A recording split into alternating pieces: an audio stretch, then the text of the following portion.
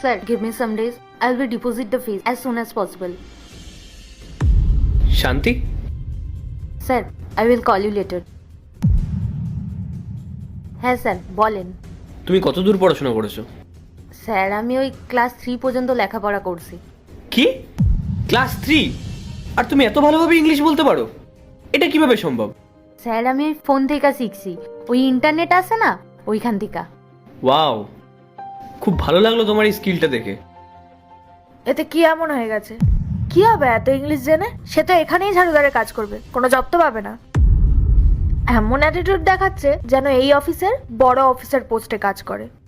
এই stop it, ও তো কোনো খারাপ কথা বলেনি, আর কোনো অ্যাটিটিউডও দেখায়নি। ওর সঙ্গে এইভাবে কথা বলছো কেন? সরি স্যার, আসলে আমার মনে হয়েছিল যে আপনাকে এটা বলা উচিত যে এসব মানুষরা এরকমই হয়। চুপ করো স্নেহা, আমি এই কোম্পানির বস, আর আমি খুব ভালো করে জানি যে কে কেমন। হ্যাঁ শান্তি, তুমি বলো, তুই ফোনে কিসের টাকা দেওয়ার কথা বলছিলে? আসলে স্যার আমার ছেলে আছে না, ওরই স্কুলের টিচারের সাথে কথা কইছিলাম।